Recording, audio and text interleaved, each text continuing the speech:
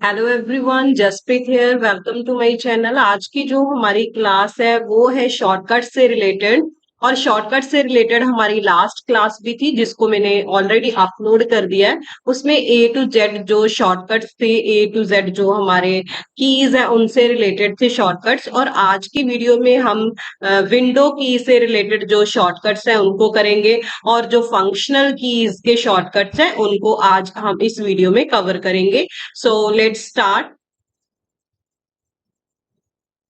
तो सबसे पहले हमारे पास है शॉर्टकट्स विद विंडो की। तो पहला हमारे पास शॉर्टकट है विंडो प्लस ए। तो जैसे ही मैं विंडो के साथ ए को प्रेस करूंगी ओपन हो जाएगा हमारा एक्शन सेंटर। ठीक है, ये देखो इस साइड राइट साइड में हमारे पास यहाँ पर एक्शन सेंटर आ गया। और फिर से अगर हम विंडो के साथ ए को दोबारा प्रेस करेंगे तो वो चला भी जाएगा। और नेक्स्ट हमारे पास है विंडो के साथ डी को। अगर विंडो की के साथ हम डी को प्रेस करते हैं तो जो हमारा डेस्कटॉप पर जो भी चीज है वो सभी हाइड और डिस्प्ले हो जाएगा। देखो इस तरीके से, ये देखो वो हाइड हो गया। अभी फिर से वो आ जाएगा। तो इस तरीके से हमारे पास ये आ जाता है। और नेक्स्ट हमारे पास है विंडो के साथ ई को। अगर हम विंडो के साथ ई की को प्रेस करते हैं तो हमारा फाइल एक्सप्लोरर जो है वो ओपन हो जाता है। देखो इस तरीके से ये हमारा फाइल एक्सप्लोरर ओपन हो गया है। और नेक्स्ट है अगर हम विंडो के साथ आई को ओपन करते हैं तो हमारी जो सेटिंग्स है वो ओपन हो जाएंगी। देखो ये विंडो के साथ जैसे ही मैंने आई को प्रेस किया तो ये देखो ये हमारी सेटिंग्स जो है वो ओपन हो जाती है। नेक्स्ट हमारे पास है विंडो के साथ अगर हम एल को प्रेस करेंगे तो हमारा डिवाइस जो है वो लॉक हो जाएगा। इसको मैं अभी प्रेस नहीं करूंगी क्योंकि मेरा जो लैपटॉप है वो बंद हो जाएगा। तो ये आप अपने पीसी पर ट्राई करना। विंडो के साथ जैसे ही हम एल को प्रेस करते हैं तो हमारा डिवाइस लॉक हो जाएगा। और विंडो के साथ अगर हम एम को प्रेस करते हैं तो जो भी हमारे पास विंडोज ओपन है वो सभी मिनिमाइज हो जाती है। देखो जैसे ही मैंने विंडो के साथ एम को प्रेस किया, ओके, विंडो के साथ जैसे ही हम ये वाला अभी नहीं चला, वैसे हो जाता है विंडो के साथ अगर हम एम को प्रेस करते हैं तो मिनिमाइज हो जाता है। और नेक्स्ट हम चलते हैं विंडो के साथ अगर हम पी को प्रेस करते हैं तो हमारा प्रोजेक्ट सेटिंग जो है वो ओपन हो जाती है। ये देखो ये प्रोजेक्ट सेटिंग्स जो भी है ये सभी अभी ओपन हो गई है। और फिर से अगर हम प्रेस करें तो ये देखो इस तरीके से हमारे पास ये ओपन हो गई है। और नेक्स्ट है हमारे पास विंडो के साथ अगर हम वी को प्रेस करें तो हमारा जो क्लिपबोर्ड बिन है वो ओपन हो जाएगा। ये देखो वी को प्रेस किया तो ये आ गया हमारे पास जो हमारा क्लिपबोर्ड बिन है, तो वो ओपन हो जाता है। और अगर हम विंडो के साथ एस या फिर क्यू को ओपन करें तो हमारा सर्च जो है वो ओपन हो जाएगा। ये देखो विंडो के साथ जैसे ही मैंने एस को ओपन किया आप जो भी सर्च करना चाहते हो वो सिस्टम से रिलेटेड यहाँ पर ओपन हो जाता है। और जैसे ही विंडो के साथ क्यू को करते हैं तो ये देखो ये सेम ही है। ठीक है, दोनों में सर्च के लिए हम ओपन कर देते हैं। नेक्स्ट है विंडो के साथ अगर हम टी को प्रेस करें तो जो हमारे पास मतलब कि अभी यहाँ पर शो नहीं होगा, नीचे जो भी आपकी एप्लीकेशन जो भी आपने मतलब कि ओपन किया हुआ है वो सभी वन बाय वन जो है स्विच होने शुरू हो जाएंगे। तो ये आप चेक कर सकते हो जैसे ही हम डब्ल्यू के साथ टी प्रेस करेंगे तो ये देखो नीचे जो भी यहाँ पर आप चेक कर सकते हो ये बॉटम पर है। तो ये टी के साथ स्विच कर जाता है जो जो हमारे पास एप्लीकेशंस ओपन है। देखो ये अभी फायरफॉक्स हो गया, अभी पावर पॉइंट, अभी जो हमारा गूगल क्रोम है, फिर से देखो ये हमारे पास माइक्रोसॉफ्ट टीम्स वाला आ गया, अभी फाइल एक्सप्लोरर आ गया। तो इस तरीके से हम स्विच कर सकते हैं विंडो प्लस टी की हेल्प से। और विंडो के साथ अगर हम एक्स प्रेस करेंगे तो ये देखो इस तरीके से हमारे पास क्विक जो लिंक मेन्यू है वो ओपन हो जाता है। और नेक्स्ट है अगर हम विंडो के साथ प्रिंट स्क्रीन प्रेस करेंगे, जैसे ही हम विंडो के साथ प्रिंट स्क्रीन प्रेस करेंगे तो वो जो भी हमारा स्क्रीनशॉट है वो स्क्रीनशॉट फोल्डर में चला जाएगा। अभी मैं आपको शो करके बताती हूँ कैसे चला जाएगा। ये देखो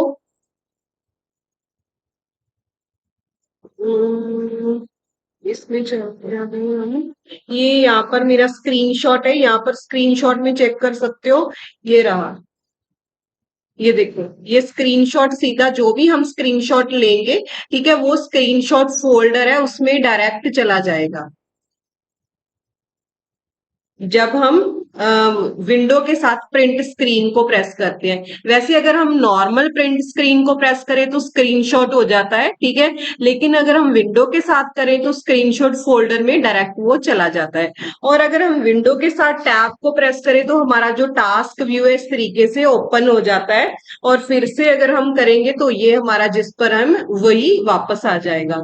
और जो ये था विंडो के साथ एम, ये वैसे जैसे अभी तो मेरी प्रेजेंटेशन ओपन है तो ये मिनिमाइज नहीं हो रहा, जब आप करोगे तो आसानी से हो जाएगा, ठीक है।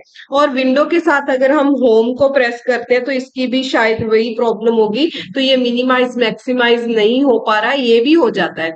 और अगर हम विंडो के साथ देखो ये फुल स्टॉप या फिर सेमी कॉलन इनको प्रेस करते हैं तो हमारे पास जो है इमोजी वाला पैनल वो ओपन हो जाता है, ये देखो। और ये मैंने विंडो के साथ फुल स्टॉप को प्रेस किया था, अभी अगर विंडो के साथ सेमी कॉलन को प्रेस करती हूँ तो ये देखो सेम ही है, ठीक है। तो ये हमारे पास इमोजी वाला पैनल ओपन हो जाता है।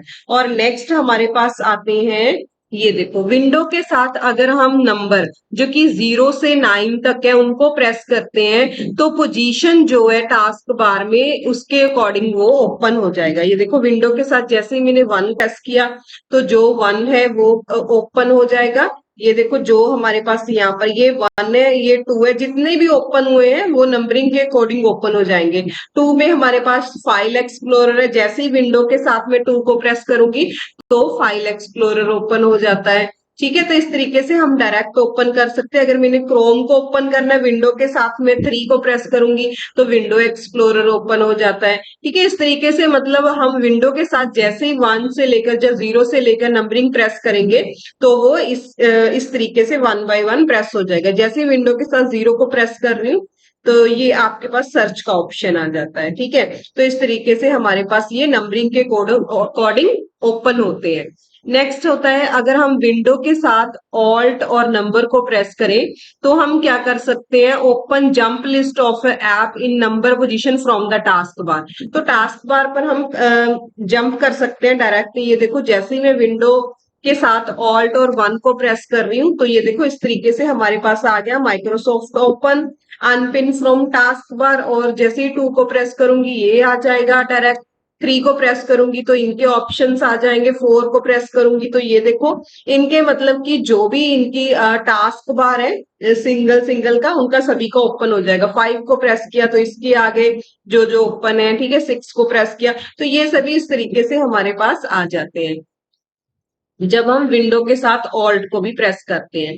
और अगर हम विंडो के साथ शिफ्ट प्लस एम प्रेस करें तो रीस्टोर हो जाता है जो मिनिमाइज्ड हुआ है विंडो पर।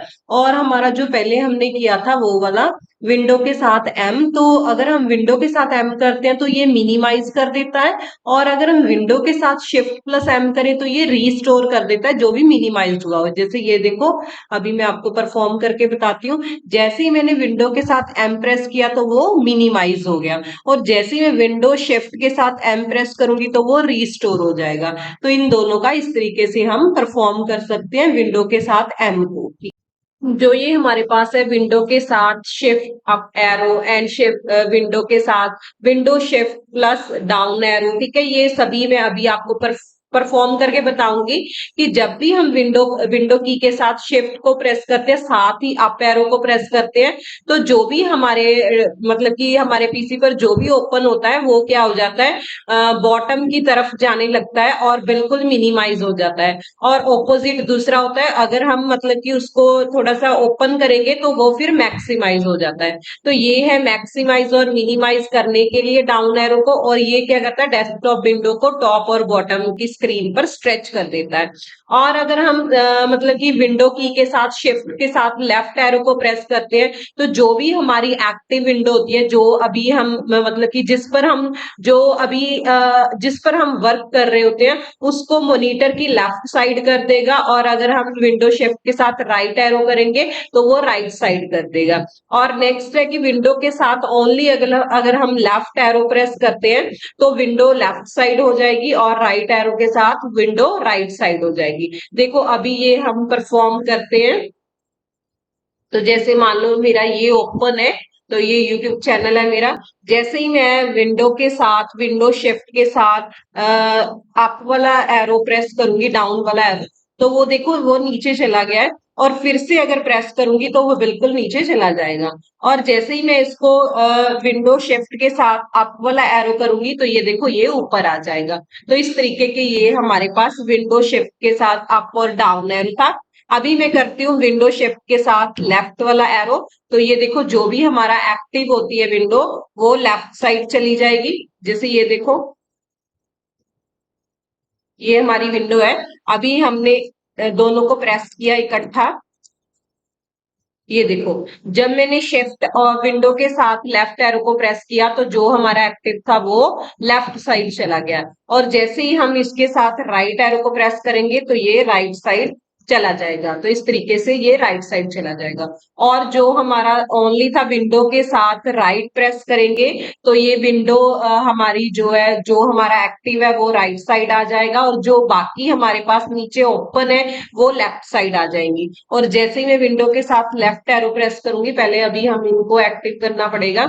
जैसे ही मैं विंडो के साथ ओनली लेफ्ट एरो प्रेस करूंगी तो जो हमारा एक्टिव है वो लेफ्ट साइड आ जाएगा। और जो बाकी हमारे पास विंडोज ओपन है वो राइट साइड आ जाएंगी। तो इस तरीके से हम इनको यूज करते हैं। तो ये सभी हो गए। और हो गया विंडो के साथ कंट्रोल प्लस राइट।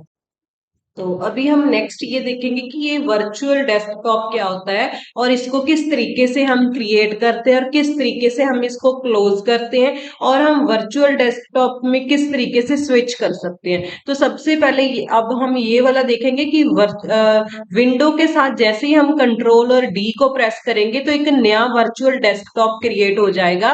ठीक है। और जैसे ही वो क्रिएट हो जाएगा, जैसे डेस्कटॉप 2 आ गया, 3 आ गया, वर्चुअल डेस्कटॉप आ जाएंगे इसके साथ। और अगर हमने मूव करना है इनमें तो उसके साथ राइट और लेफ्ट एरो को प्रेस कर देंगे कंट्रोल के साथ, तो हम मूव कर सकते हैं इजीली। और अगर उनको डिलीट करना है तो हम कंट्रोल के साथ F4 प्रेस कर देंगे विंडो कंट्रोल के साथ, तो वो क्लोज हो जाए। देखो अभी मैं करके बताती हूँ आपको ये।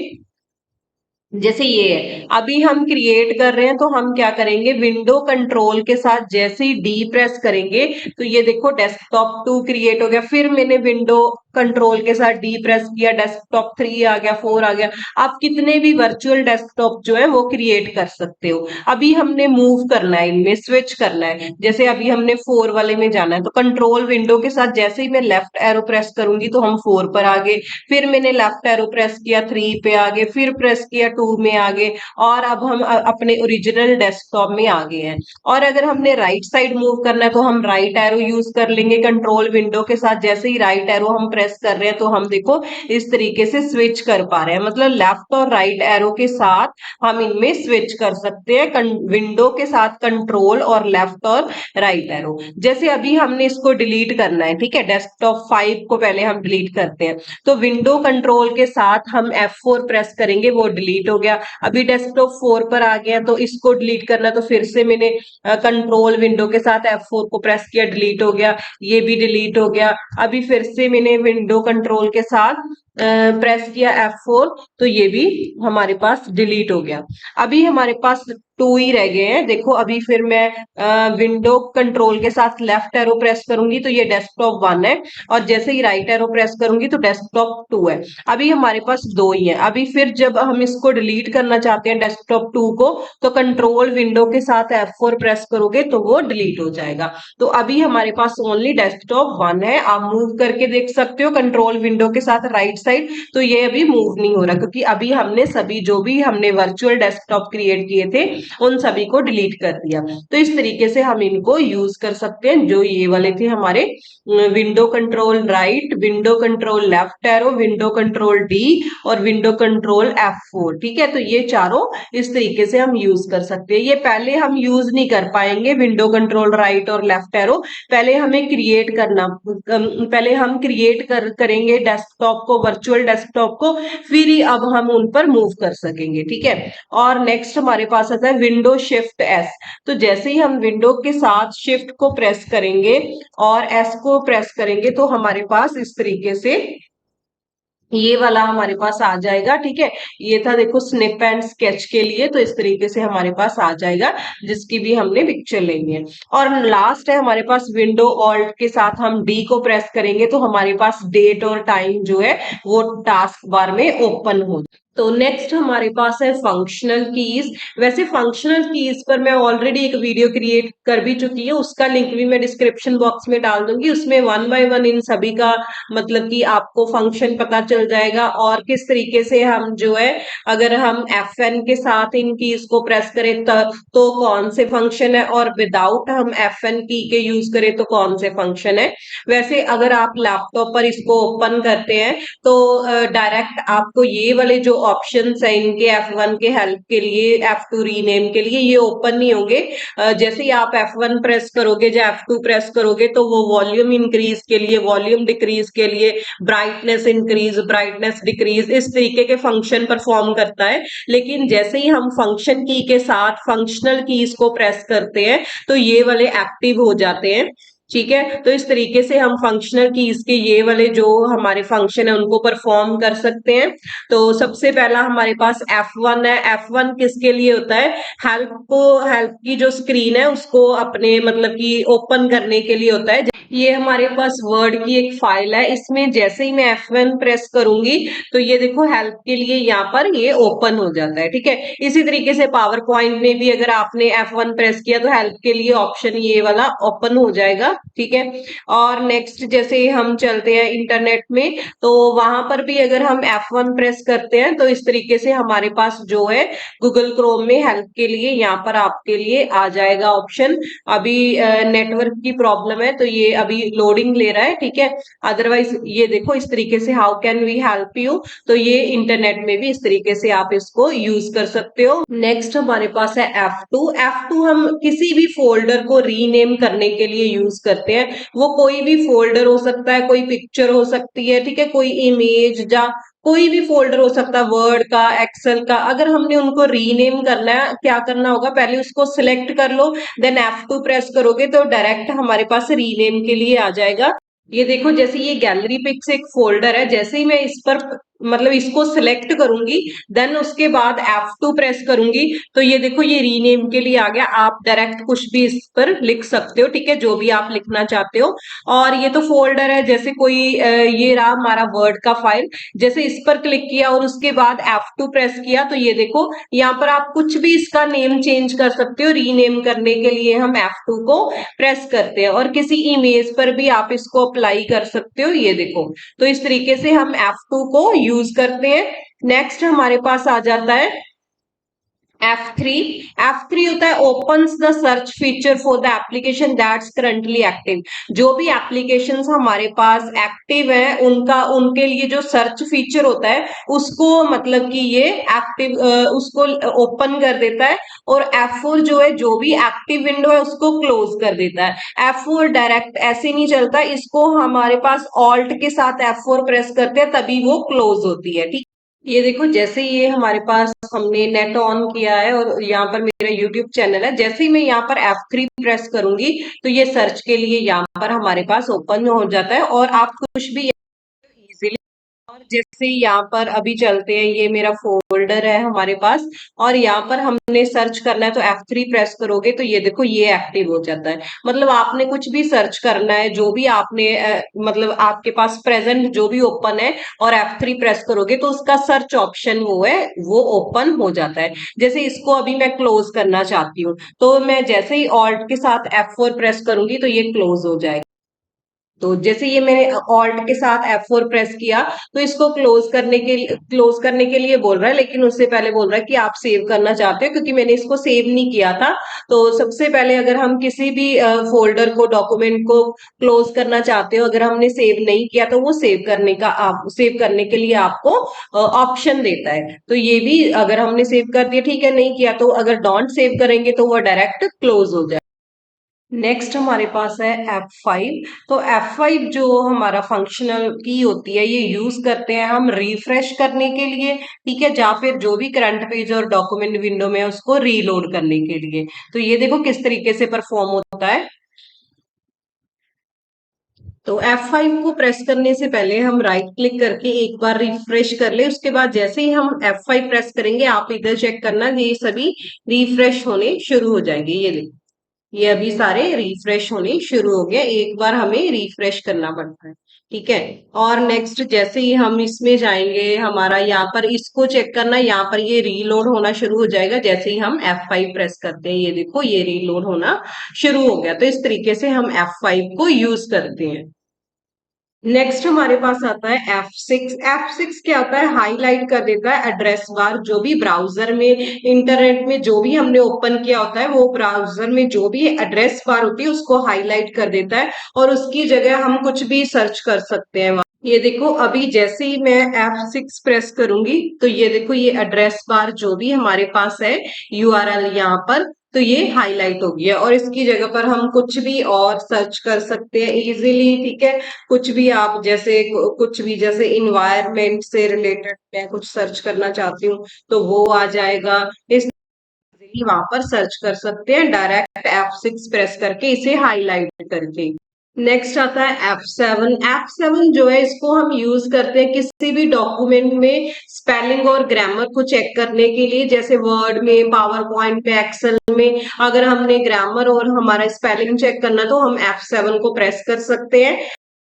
जो होता है ये, हम ये क्या होता है, ये turn on the boot menu on the startup of the window. जब भी हम विंडो को स्टार्ट करते हैं, जब विंडो को कर रहे होते हैं, तभी उस टाइम हम F8 को यूज करते हैं बूट मेन्यू के लिए, ठीक है। ये इस तरीके से यूज नहीं होगा, ये जब भी हम विंडो इंस्टॉल करते हैं तब यूज होता है F8। अभी मैं आपको F7 की परफॉर्मेंस करके बताती हूँ कि जैसे ये देखो, हमारे पास वर्ड का डॉक्यूमेंट है। जैसे ही मैं F7 प्रेस करूंगी, सॉरी, हाँ, ये आ गया। यहाँ पर देखो, स्पेलिंग के लिए राइट साइड में तो ये बोल रहा है कि यहाँ पर आपका जो ये ग्राफ लिखा हुआ है, ये इसमें प्रॉब्लम है। और आपको ऑप्शन भी देगा नीचे कि अगर आपने उनके साथ उसको चेंज करना है। अगर आप चेंज नहीं करना चाहते तो आप इग्नोर भी कर सकते हो। जैसे यहाँ पर ग्राफ है, जो कुछ भी है, जैसे हम ग्राफ यहाँ पर सिलेक्ट कर देते हैं तो ग्राफ आ गया।